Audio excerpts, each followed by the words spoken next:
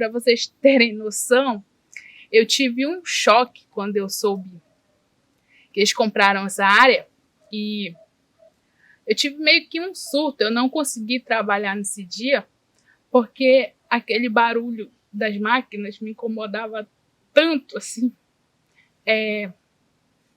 Porque eu sendo bióloga, e mesmo não sendo, mas conhecendo, os impactos que isso vai gerar para a minha comunidade, lembrar de tudo todo o nosso modo de vida. Eu sou uma pessoa que gosta muito de tomar banho no rio, eu gosto de comer peixe, a gente tem toda uma relação com o peixe, né, com o território, e eu sei que isso vai afetar diretamente. Então fico preocupada com os próximos, com a gente, né, e com os próximos que virão.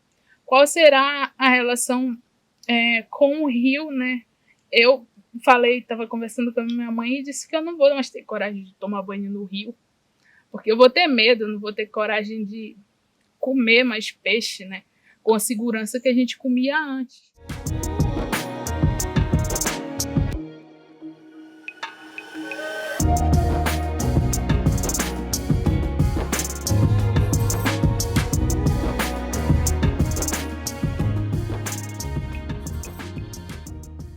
Tanto na produção quanto na ocupação, o desenho histórico da Amazônia é feito de ciclos. Semelhante aos anéis presentes nos troncos das árvores, os ciclos deste território revelam a presença humana na região. Uma presença marcada por povos originários, em defesa de um corpo-território ameaçado por conflitos originados na colonização, que em incursões de grandes empreendimentos desconectados da realidade local, ameaçam a existência e relação humana em equilíbrio com os territórios. Os povos originários são os primeiros moradores daqui dessa região, né? Depois vieram 2 levas de nordestinos para cá, para a região, para produzir borracha. Especificamente, esse segundo momento foi para produzir borracha para atender, né, os aliados na Segunda Guerra Mundial. E essa população, ela foi conformando, né, as populações tradicionais que moram na floresta e que moram na Resex hoje, né? Muitos saíram, foram para municípios vizinhos, até para outros países, como o caso da Bolívia, mas a grande maioria permanece na floresta ainda, né?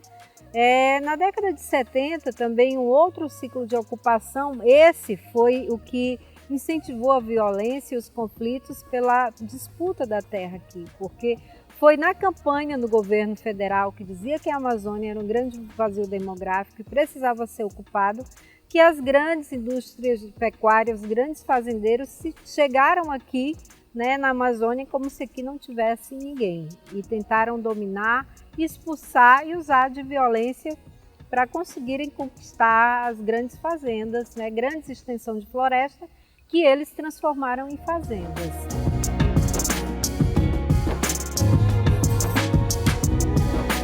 E por ser uma área, né, que é cheia de conflito e existe aquela visão das pessoas de fora de desenvolvimento, né, então é uma área que gira em torno de muitos negócios, né, então muitas pessoas de fora vêm investir aqui dentro, e também por ser essa área de belezas naturais, muitas pessoas vêm conhecer. E aí, em alguns locais, em alguns espaços, acaba acontecendo aquele processo que a gente chama de gentrificação, né? Que é quando um território ele é ocupado por pessoas que não são dali, e aí as pessoas dali acabam sendo afastadas do seu território, né? Em alguns locais acontece isso, quando não, as pessoas são realmente expulsas, né? Por aqueles que vêm de fora. Então, é uma mudança total, um conflito total, porque a realidade dessas grandes construções e empreendimentos não é a realidade da grande população, né? Então, às vezes você para de ter um acesso a um bem comum, né, a um território, por conta de empreendimentos e construções, né, que vêm e ocupam esse lugar. E quando chega uma grande empresa, um grande projeto para a região, isso interfere diretamente, não só pelo desmatamento provocado ou por vários outros problemas, né? Junto com o desmatamento vem também vários outros problemas, como exploração sexual, gravidez na adolescência, que são problemáticas que impactam diretamente as comunidades, né, que estão ali no entorno desses grandes empreendimentos. As questões do passado agravam as problemáticas contemporâneas, expandindo as desigualdades entre a população e abrindo portas para desafios sociais e ambientais. Esse é o cenário que os amazônidas estão inseridos. Obstáculos que impõem necessidades de adaptação constante, à medida que são forçados a enfrentar novos desafios. A influência disso recai nas relações entre pessoas e território, na qual muitas vezes são obrigadas a mudar a maneira de viver nos espaços. A gente, na verdade, tem lugares aqui em Brasileia que a gente não pode ir e entrar sem permissão, entendeu? Então são lugares onde vêm muitas pessoas da zona rural que estão em local de vulnerabilidade lá também e vão para esse lugar que fica mais vulnerável ainda e a gente não pode entrar para ajudar, para levar uma assistência, só se tiver autorização. Se uma pessoa precisar de ajuda em determinado bairro, em determinada hora da noite, a gente não pode entrar para socorrer. Então eu tenho certeza que mudou sim. Sem contar que a questão da prostituição, né? As meninas que vêm da zona rural, elas vão para esses bairros mais vulneráveis e o que sobra para elas é a prostituição, até porque a gente mora em área de fronteira. Então a Bolívia contribui bastante para que isso aconteça. Por conta dessas situações que acontecem dentro do nosso território, algumas coisas mudaram, né? A gente tem uma água que ela é poluída. Antigamente, quando a gente era criança, a gente tomava mais banho no rio. Hoje ainda se toma banho nesse rio, mas com mais medo, né? A gente tem uma população que está com medo também de ficar adoecida, de pegar outros tipos de doença, mas ainda assim existe essa relação de se tomar banho no rio. Antigamente, algumas pessoas pescavam mais aqui na beira, conseguiam pescar alguns peixes para a gente almoçar, para a gente comer. Hoje isso tem sido feito de forma bem menor, mas ainda assim também tem essa atividade. Além do modo de vida e existência constantemente ameaçados, as perspectivas são limitadas para os amazônidas, em especial os jovens. Frequentemente encontrando barreiras geográficas e sociais que diminuem as oportunidades de buscar avanços, tanto pessoais quanto coletivas para suas comunidades. Vamos imaginar uma mulher que vive numa comunidade ribeirinha, por exemplo. Vive a cerca de 4 ou 5 horas da sede dos municípios. Essa mulher ali em sua comunidade, ela não consegue acessar os serviços básicos de saúde, ela não consegue fazer um pré-natal, ela não consegue ter esse acompanhamento e muitas vezes não consegue também nem estudar. Então, isso interfere diretamente, né, na potência dessas mulheres, porque muitas vezes a gente tem aí nas margens dos rios, nas comunidades, mulheres que seriam enfermeiras, médicas e que não conseguiram isso por conta da falta de oportunidades, da falta de um acesso à educação. E isso afeta muito, principalmente nossa juventude, afetou a minha vida também, que quando eu terminei a minha graduação, por exemplo, eu não tive uma oportunidade de logo entrar no mercado de trabalho, de exercer a minha formação, né, no mercado de trabalho e nem também de seguir na minha carreira acadêmica, por conta que não tem uma perspectiva de futuro. A gente termina de fazer um curso e não sabe que rumo a gente vai tomar a partir dali.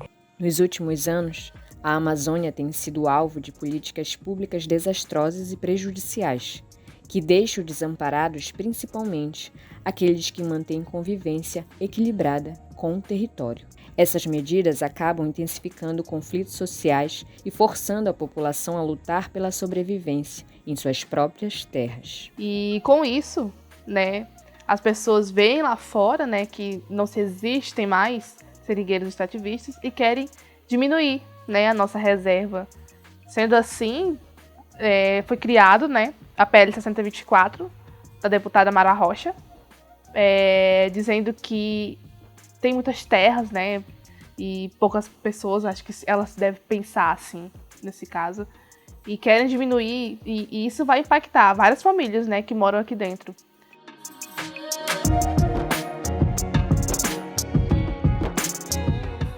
E aí a gente começou com conflitos culturais, conflitos agrários, né, conflitos de território. E aí foi um ponto muito forte no qual a gente teve que assumir então para todo mundo e falar que nós somos indígenas, porque também é uma forma de manter o território. A natureza das lutas na Amazônia é coletiva. A proteção do território é uma tarefa que só pode ser alcançada pela união entre os novos movimentos ativistas com as resistências ancestrais. Foi através dessas lutas coletivas que a gente conseguiu a retomada das obras da moradia, que a gente conseguiu por um tempo que a obra do prédio que acabou sendo construída tivesse sido embargada, a gente conseguiu isso durante um tempo, né? Que a manutenção dos espaços aconteça, porque todas as nossas lutas são coletivas, nada aqui é individual. E talvez isso seja o maior legado que eu deixo para os meus, para as próximas gerações, é disso, da gente estar cada vez mais junto e em coletivo na disputa desse território, né? Na disputa pelas nossas pautas, pela nossa pauta identitária, de entender que a gente é desse lugar, de que a gente faz parte desse lugar e sem a gente não tem essa mudança dentro desse espaço. Não é que infelizmente com essa ideia de como nosso modo de vida tem se introduzido aquele modo de vida capitalista que vem de fora e que tem destruído a Amazônia. Então, as mulheres são muito importantes, trazendo esse olhar de cuidado com esse espaço. Esse espaço é um espaço coletivo, não só de nós que moramos aqui, mas é um espaço importante para o mundo inteiro. E cada cantinho daqui do nosso território, ele também tem uma história. Ele também tem uma lenda, ele também guarda um segredo que encanta quem mora, né, e quem mergulha para conhecer profundamente os encantos do nosso território.